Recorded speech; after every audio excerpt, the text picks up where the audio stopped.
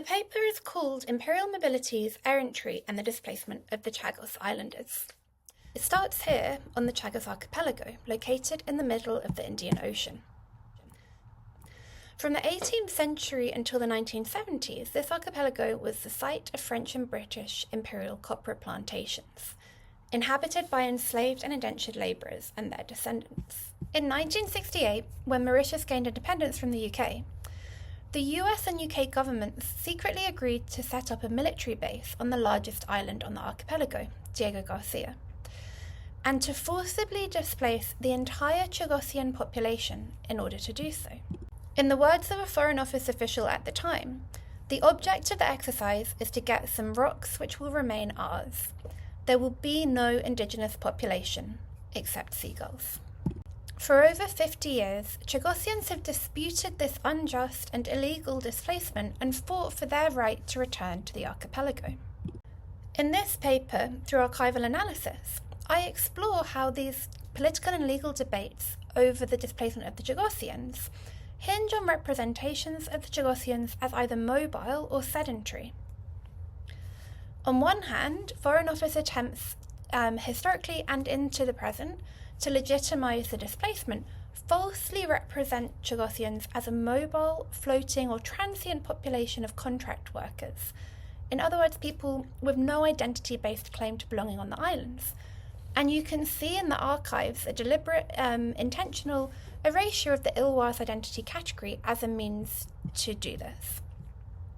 To resist this, some human rights organisations, legal actors and some Chagosian activists make an argument for Chagosian indigenous legal status as a means to emphasise the Chagosians' long-standing relationships with the islands within an international legal framework.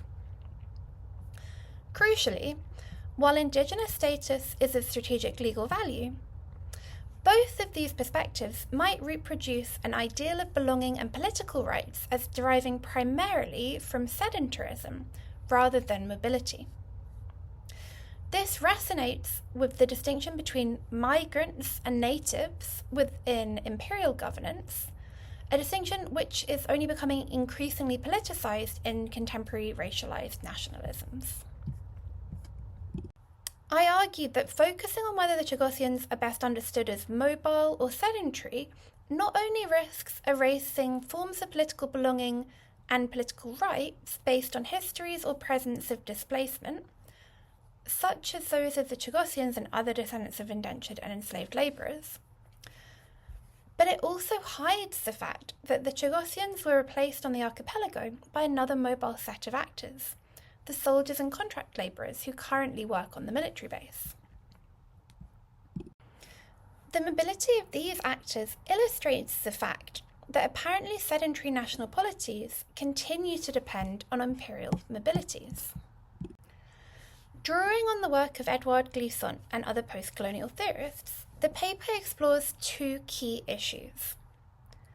First, it argues for the need to move beyond binaries between migrants and natives, to advance mobile understandings of political belonging, which can recognise the rights of descendants of enslaved and indentured labourers, diasporas, migrants, and other people whose histories or presence are characterised by mobilities. And this includes the right of the Chagosians to be involved in determining the future of the Chagos archipelago.